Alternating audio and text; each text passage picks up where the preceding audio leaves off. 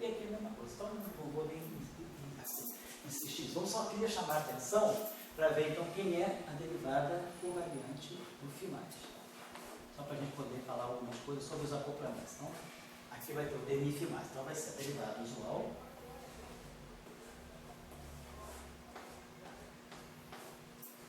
Esse aqui. Depois nós vamos ter essa combinação aqui. Vai ser mais I sobre 2. Então, todo o setor de S2 está aqui, nessa constante de acoplamento. Né? Então, vamos ter dm3.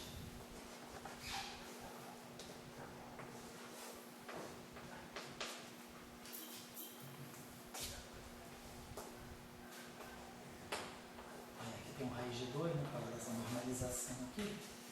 Raiz de 2 aqui embaixo. Esse W mais. W0, W mais.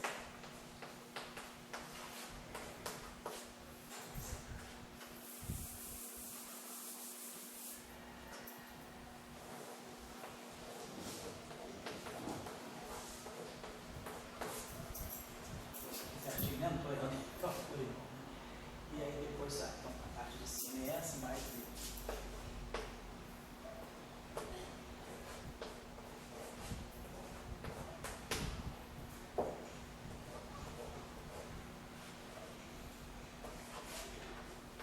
Vocês estão vendo que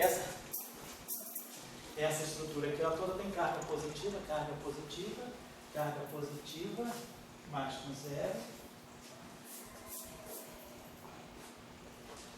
E é neutro também. Então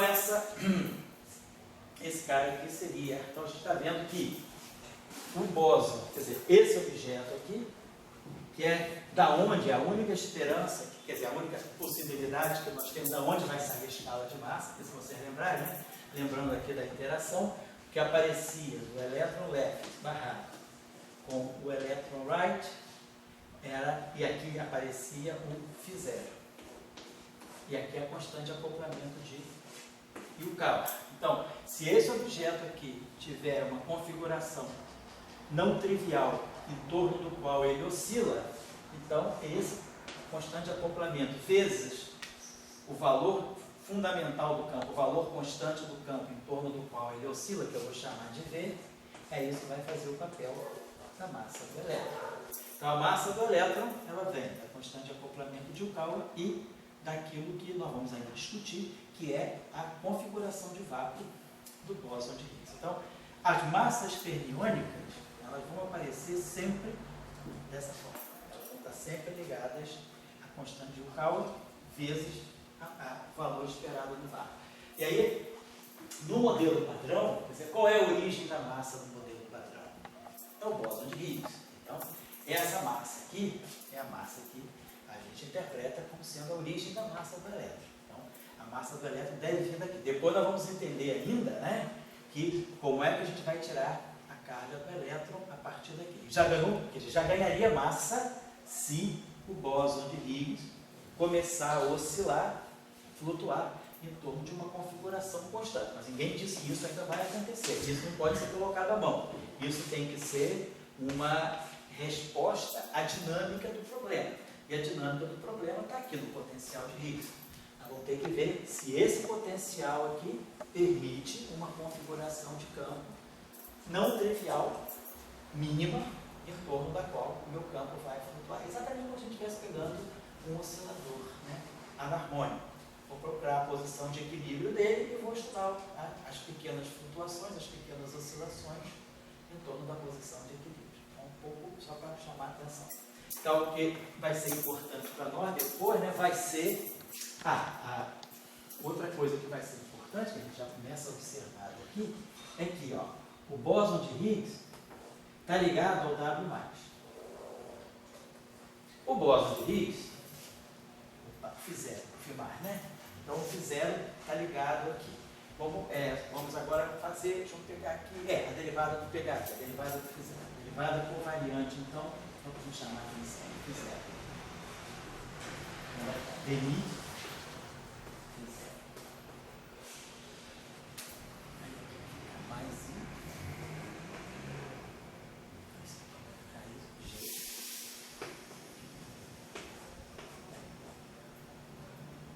raiz de 2, não, raiz de 2 fica embaixo, eu fiz besteira, né? Porque esse raiz de 2 aqui está em cima e esse 2 tem na. Você me perdoe, é IG sobre raiz de 2, acho que eu errei aqui.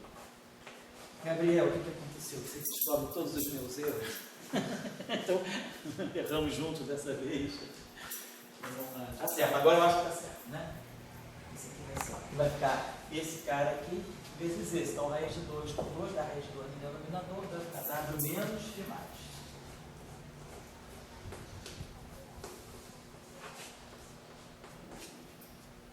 Menos G sobre 2, BN3, menos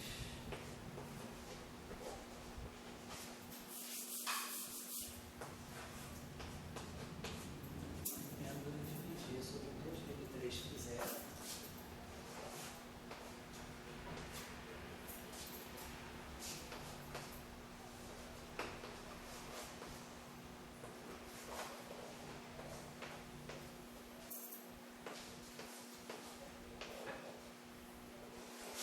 Então, o que a gente está observando aqui é o seguinte: se o Φ0 começar a flutuar em torno de uma configuração de vácuo não trivial, esse V, quer dizer, o Φ0 for, na verdade, eu estou dizendo se o Φ0 acabar sendo para nós o V mais a flutuação, que é o que nós vamos chamar de campo de Higgs, é isso aqui que vai ser o Higgs verdadeiro.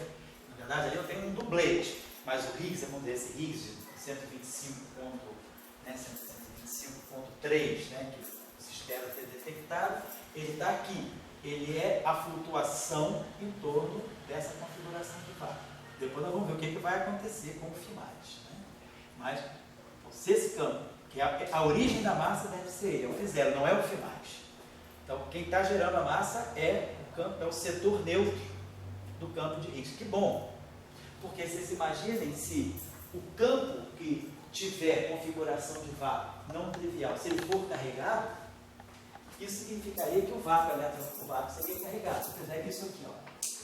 Se esse campo aqui tem carga elétrica, significa que o valor esperado no vácuo dele é carregado. Então isso significa o seguinte: meu vácuo não é neutro.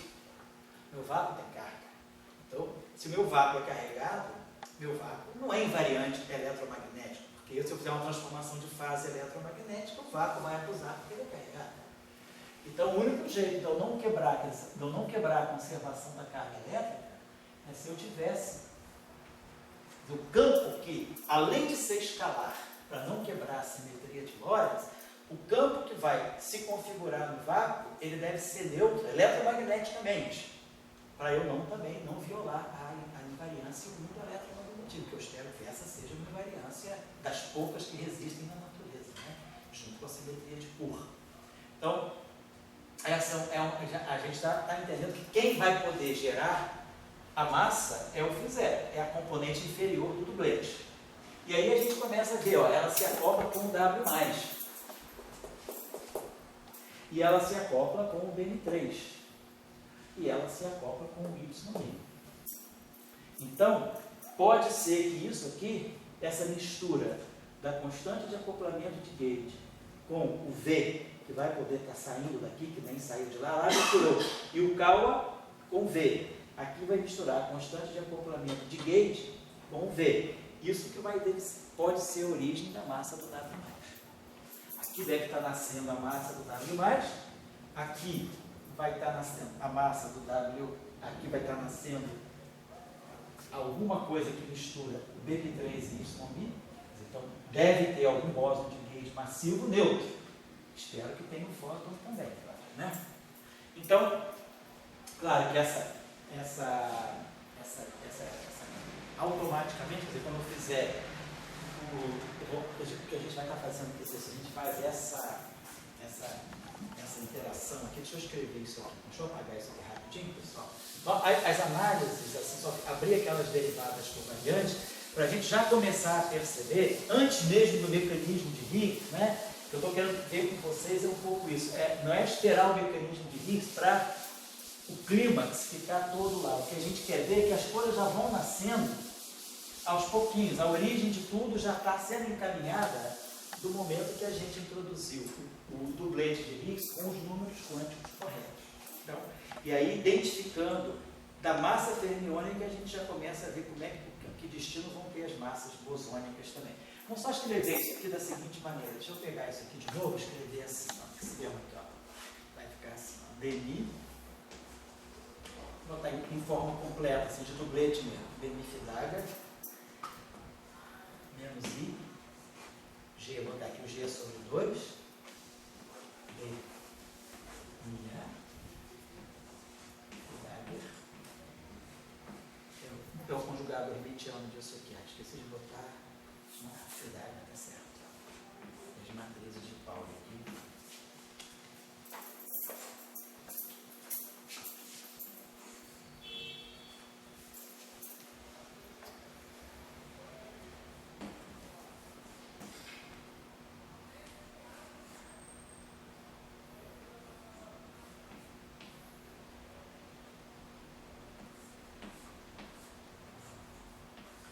Certinho, né? Esse aqui é o Demi Fidaga. Mais G fica menos G, os bósons gays, as matrizes geradoras, ali tem constante acoplamento, constante carga, o bóson de gay, e agora tem.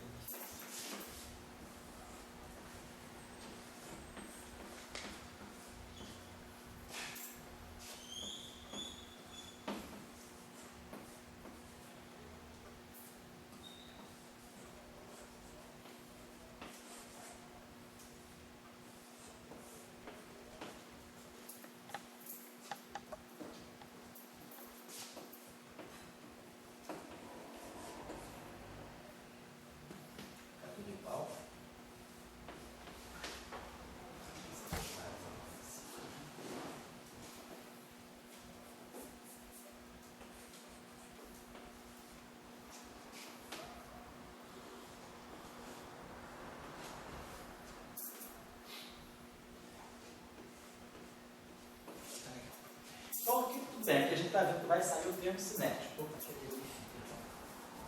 Então vai ficar demi, fi, mais, estar, demi, fi, mais. Demi, fi, zero, estar, demi, fi. Então, quer dizer, claro, todos os termos aqui vão ser cruzados. Quer dizer, esse termo com esse termo aqui. Então, nós vamos chamar isso aqui. Vou chamar a atenção de vocês. Vamos discutir algumas. Deixa eu apagar isso aqui tudo.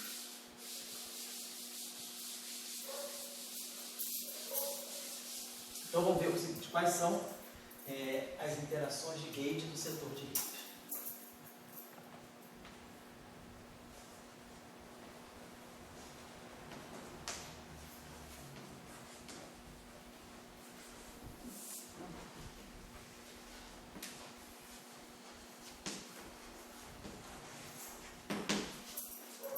Então vamos lá.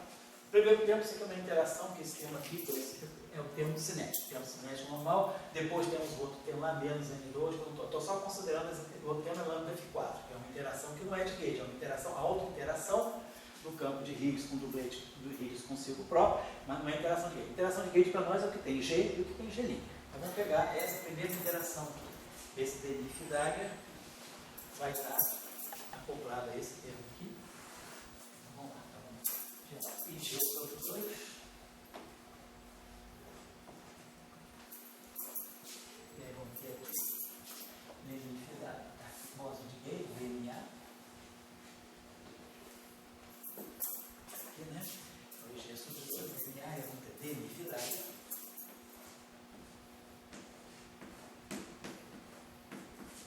Matriz de Pauli. Então, é uma interação derivada.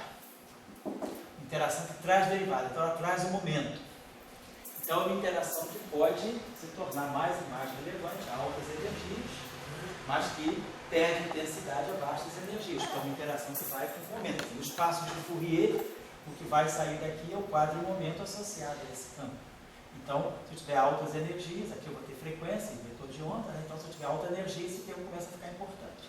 Baixas energias, ele vai perdendo intensidade. Então eu fiz esse termo aqui com esse termo. Depois, é claro, a gente tem um conjugado complexo dele, que é esse termo aqui com esse termo aqui. Então a gente tem aqui menos, né?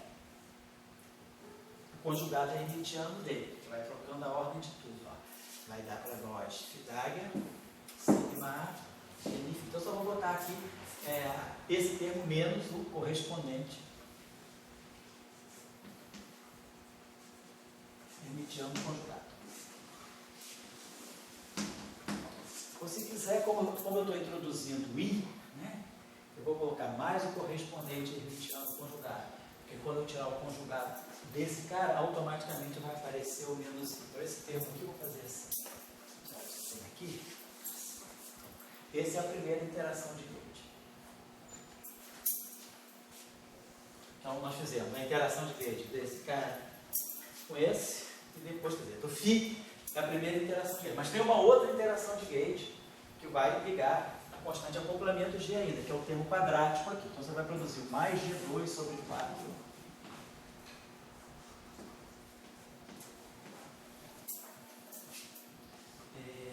D, aí aqui, como eu estou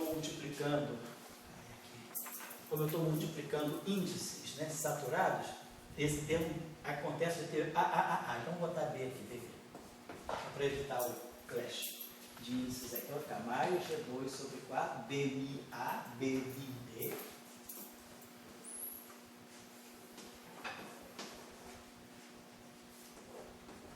Certo? E aí vou ter φ', sigma A, sigma B.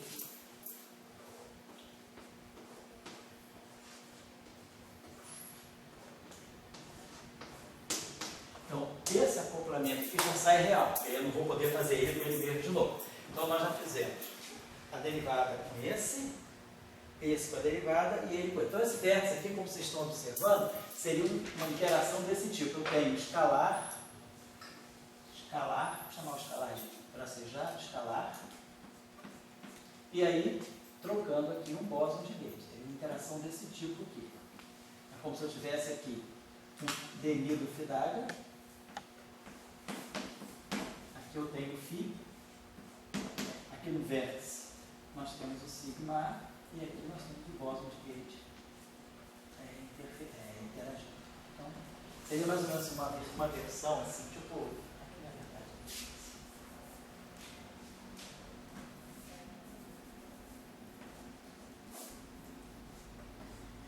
É como se fosse assim, tipo gráfico de Feynman, mas a interação que a gente tem é isso, a derivada do campo, quer dizer, aqui entra um momento do campo de Gauge, e aqui a carga, quer dizer, a corrente, a matriz de SO2 é que vai fazer a ligação entre os diferentes flavors aqui do φ. Pode ser φ+, φ-, dependendo do DNA. Então essa interação aqui é uma interação sem derivada. É uma interação que tem dois bósons de Gauge. Eu tenho aqui o φ', e aí aqui a gente tem DNA, e aqui a gente tem BMD, e aqui a gente tem sigma A, sigma B. E essa interação é de ordem G2, na constante de acoplamento. Essa interação aqui é de ordem G.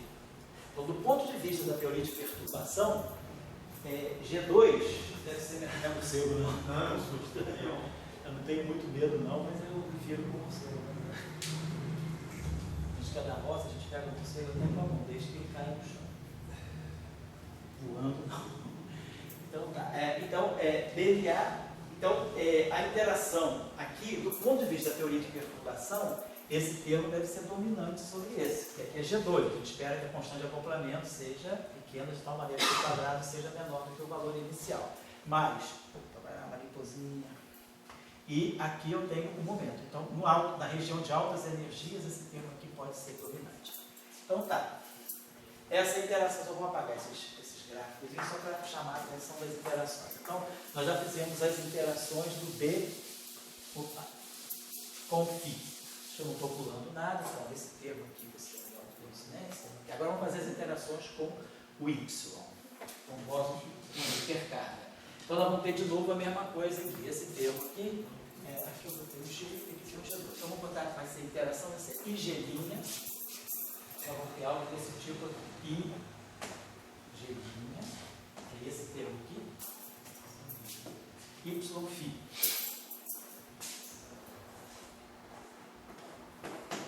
Aí aqui a gente tem demi φ', como aqui.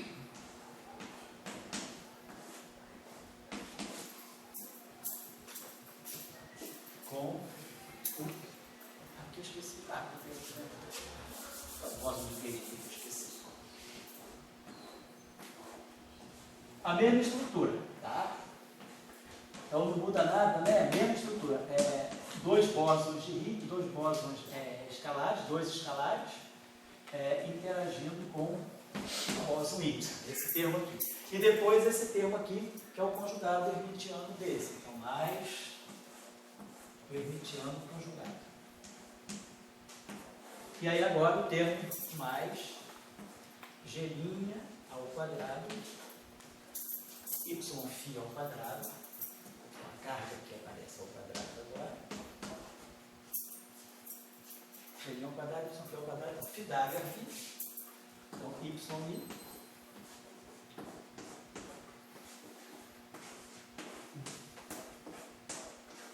então essas são.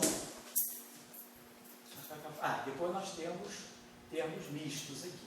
A gente pode ter esse termo aqui, com esse termo aqui, e esse termo aqui, com esse termo aqui.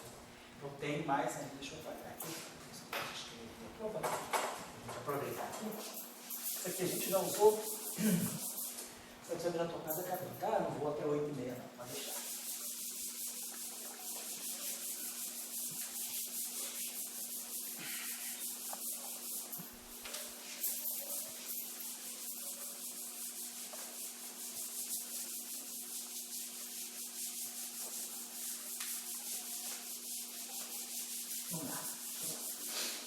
Mas eu não esqueci de nada, né? Então, vamos lá. Esse está feito, tem um livro. Esse a gente fez, fizemos aquele. Esse com esse a gente fez. Esse com esse a gente fez. Agora tem que fazer os termos misturados. Então, vamos ver esse termo aqui, que vai interferir com esse termo que a gente já fez. Esse termo aqui que vai interferir com esse termo aqui. Então, vai ficar menos y dá 1, G' sobre 2. Então, esse termo aqui, G' sobre 2. BA, YI, tem aqui a carga YI.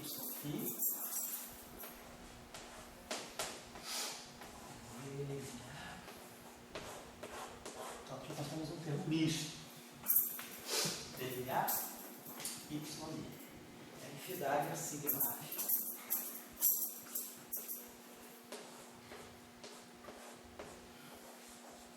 De novo, uma interação. Agora uma interação quártica, né? Nós temos dois bósons de gauge interagindo com dois gates. Φ, bóson de gauge, aquele vértice que a gente chama de vértice da gaivota. Single vertex, esse aqui. Nessa estrutura, φ d'H, Φ, GMA, YI. Então, temos interação de. Então, essa interação aqui, esse termo aqui, e depois, claro, esse termo aqui é o conjugado hermitiano dele. É o φ d'H, sigma, conjugado hermitiano. Bom, o que a gente pode extrair daqui de discussão? Vamos olhar a estrutura esse termo aqui. Observem que essa combinação aqui é simétrica em AB. Se eu trocar A com B, esse termo aqui não troca de sinal, porque isso aqui está contraído Mi com Mi. Então, se isso aqui é simétrico, eu vou pegar aqui a combinação simétrica de sigma A com sigma B, que é sigma A, sigma B, mais sigma B, sigma A sobre 2. Quer dizer, a simetria em AB aqui me permite que eu só selecione a combinação simétrica dos sigmas aqui. Mas o anticomutador de sigma A com sigma B é 2 vezes delta AB, vezes a matriz identidade. Então, o 2 vai cancelar com 2 e vai dar um delta AB. Então, deixa eu apagar isso aqui. Então, posso botar aqui direto φ d'H φ. E aqui vai ficar. Ó, então, a gente está vendo aqui, ó, claramente o termo de massa. Dmi ao quadrado. C, claro. Se esse termo aqui, se o φ vira um V e o φ d'H vira um V, isso aqui vai virar um V ao quadrado. Então, a gente já está vendo claramente que a constante de acoplamento de gauge ao quadrado vezes aquilo que vai ser o valor de vácuo do Higgs ao quadrado, isso aqui deve estar ligado à escala que vai dar a massa do bóson de gauge ao quadrado. Então, isso aqui é uma característica universal das massas que são geradas, das escalas de massa que são geradas para os campos de gauge. Quer dizer, a massa de um campo de gate, a gente já viu aí, ela sempre vai sair ligada à constante de acoplamento de gate e à configuração de vácuo do Higgs. Então a escala, por isso que a gente diz, como a constante de acoplamento a gente sempre imagina que seja um número entre 0 e 1, e ela é adimensional, a gente sempre diz a escala das massas de gauge é a escala de Higgs. Quer dizer, o Higgs fixa a escala de massas. Quer dizer, as massas são sempre da ordem do Higgs, né? Você não pode ter um Higgs com a massa, a não ser que a constante de acoplamento muito pequena, esse cara aqui pode ser grande e esse cara aqui menor. Mas em geral a gente trabalha com constante de acoplamentos entre 0 e 1 meio, terço, depende, né, 1 sobre 100. Então essa escala aqui, ela fixa, quer dizer, a bóson de Higgs fixa a massa de gauge. Diferentemente de Yukawa. No caso de Yukawa, não é a constante de gauge. No caso dos férmions, a massa gerada dos férmions, ela é a constante de Yukawa vezes o valor esperado do gato. Isso então é interessante, porque a gente cria uma espécie, a gente estabelece relações de massa dentro do modelo. Porque a gente vai ter sempre que a massa do bóson de gauge e a massa de um certo férmion, elas vão estar relacionadas pela relação entre a constante de acoplamento de gauge e a constante de acoplamento local. Então, essas relações de massa, a gente começa a criar, o modelo começa a apresentar relações entre os parâmetros. Aqui nós temos uma razão entre massas e do lado direito uma razão entre constante de acoplamento. Isso é o resíduo de uma quebra espontânea de simetria. Quando a simetria é quebrada espontaneamente, ela está no lagrangiano. Mas no laboratório você não tem lagrangiano. No laboratório você tem espectro, você tem partículas e interações. E você começa a observar que você começa a obter relações entre massas e constantes de acoplamento. Isso é o que a quebra espontânea da simetria deixa. Se a simetria não fosse quebrada espontaneamente, nós iríamos encontrar degenerescências, partículas distintas com a mesma massa. Como eu tenho quebra de simetria, eu perco essa degenerescência vamos dizer assim, nos estados, mas eu começo a perceber que a simetria deixou alguma coisa. O que ela deixa é relações entre parâmetros. Então, a presença de uma quebra, de uma simetria que é quebrada espontaneamente, ela pode ser percebida, às vezes, pelas relações que, experimentalmente ou fenomenologicamente, a gente começa a observar uma certa regularidade de relações entre massas e constantes de acoplamento. Isso é um indício de uma quebra espontânea de simetria. Tá? Então, aqui sai a massa. Na próxima aula, nós vamos ter que entrar com isso aqui em detalhe. Isso aqui, na verdade, deixa eu abrir isso aqui vai virar para nós isso aqui. Φ mais Dagger, Φ mais, que vai dar modo de Φ mais ao quadrado, e o outro termo que vai sair daqui vai ser mais módulo de 0 ao quadrado. Então, isso aqui. E aí, se esse cara aqui não flutua em torno do vácuo único, ele não tem flutuação, então esse termo não dá nada, só dá interação. Mas esse termo aqui, ele pode estar dando para nós algo do tipo V mais as variações, mais as flutuações que a gente chama de Higgs ao quadrado. E aí é desse termo V2, G2, V2, que vai sair a massa. Depois aqui, a mesma coisa.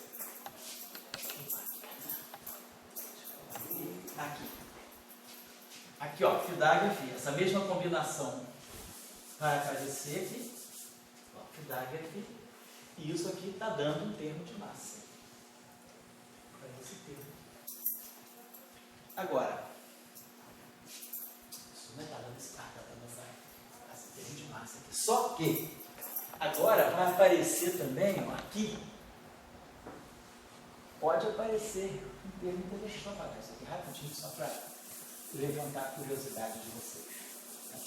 Se a gente pega essa expressão aqui, isso aqui é uma expressão que varia de 1 até 3. Vamos pegar só a configuração BM3. Isso aqui vai produzir BM3, YM. E o que vai estar produzido aqui? Φ Dagger, que é Φ mais Φ0, sigma 3. 1, 0, 0, menos 1. E mais 0. Então, observe que esse termo aqui vai dar para nós φ mais estar φ mais. Daí não sai nada, porque não tem configuração, não pode ter configuração de vácuo, porque esse cara é carregado. Porém, esse termo aqui vai dar para nós o seguinte, BM3, ô tchau, essa cor está aí no vídeo? Pega assim. Como fraco, YI.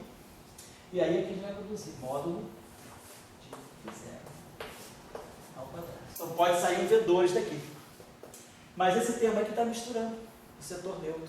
O setor neutro não sai diagonal. Tem esse termo aqui que é BM3YI. Tem um termo aqui que vai dar BM3. Então nós vamos ter um termo que é quadrático em BM3. Vamos ter um termo que é quadrático em YI. E vamos ter um termo que aparece, pessoal. Só rapidinho, só aproveitando esses termos. Então a gente vai ter aqui G2 sobre 4, BM3, módulo de φ0. Então, se esse módulo de φ0 ao quadrado, se esse campo tem uma flutuação de vácuo, flutua em torno do vácuo, ele vai gerar um V. Então, nós vamos ter um termo que vai ser G2, V2 sobre 4, BM3. Depois vamos ter um termo aqui, que vai ser mais G' ao quadrado,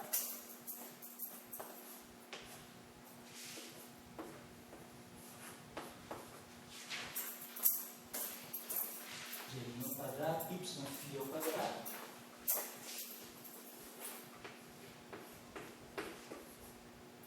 M3, não, Y, isso?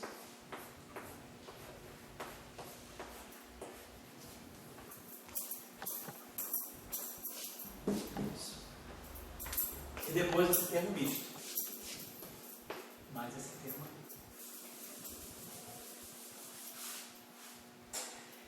Então, no setor dos bósons de SO2 e de 1, quer dizer, dos bósons vetoriais, a gente no setor neutro. No setor não neutro não tem problema, porque isso aqui vai me dar BM1, BM2. BM1 e BM2, eles só misturam W mais e W menos. Então, W mais e W menos se desacoplam do setor neutro, porque ele vai pegar isso, BM1, BM2. Eu escrevo BM1 como sendo W mais W estar sobre 2 e BM2 como sendo W menos I W estar sobre 2. Então, o setor mais, menos, ele só fica aqui. Mas o setor neutro, ele se mistura mais. Ele vai misturar os bósons neutros das duas interações. Então, isso significa para nós, na verdade, uma matriz de massa. Significa que eu tenho isso aqui. Eu vou poder escrever esse termo assim, ó, BM3, YI. Aí aqui eu vou ter uma matriz, nós vamos declarar. E aqui, BM3, YI. Então, estou vendo que esse termo misto, ele pode ser colocado dessa forma, mais resumidamente, né? Eu vou botar aqui G2, V2 sobre 4. Aliás, esse V2 ele se fatora. V2, aqui vai ter um V2 que eu esqueci de colocar, porque ele está vindo do Y0 ao quadrado, aqui um V2. E aqui também teria um V2 que vem daqui. Estou pegando só a configuração de vácuo do campo. Então eu tenho um V2 aqui que é o fatório geral. Mas eu vou ter uma matriz com as constantes de acoplamento. G2 sobre 4. Depois, o que mistura BM3 com YI vai ser essa constante. Aqui eu tenho uma GG'. Aqui eu vou ter GG' sobre 2. GG' sobre 2. E depois aqui no setor YI com YI eu tenho G' ao quadrado. Yφ ao quadrado. Então ficou lá, ficou G2 sobre 4, está aqui. GG' está aqui. Aí eu boto sobre 2, porque vai somar esse termo com esse termo, então por isso que eu botei o sobre 2 ali, simetrizando a matriz, né?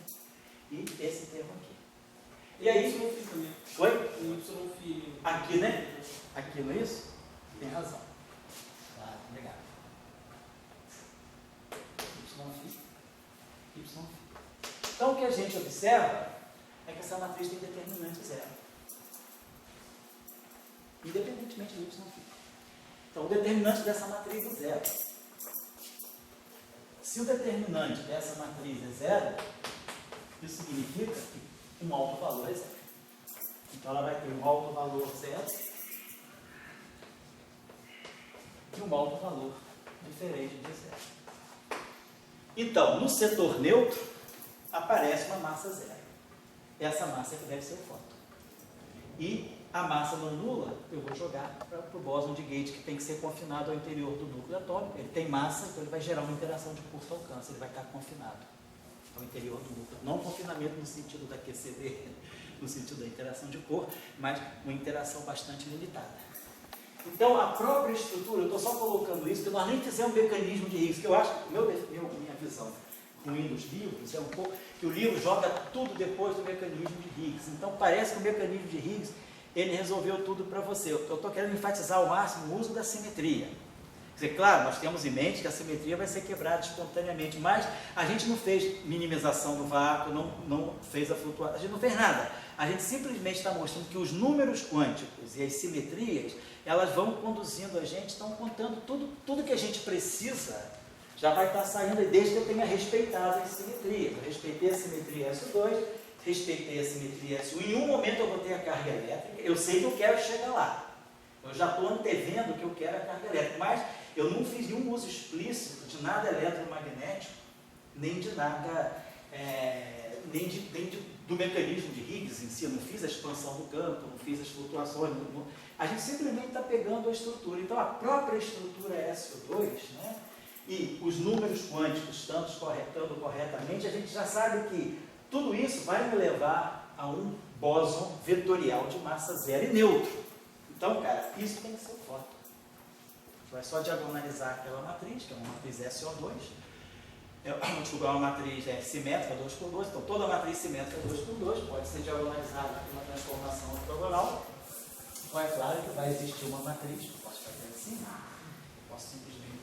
Vai existir uma matriz R, que vai ter essa forma. Toda matriz SO2 é cosseno e seno. Menos seno e cosseno. Então, eu vou pegar essa matriz, R, essa matriz é tal que R transposto, vezes essa matriz aqui,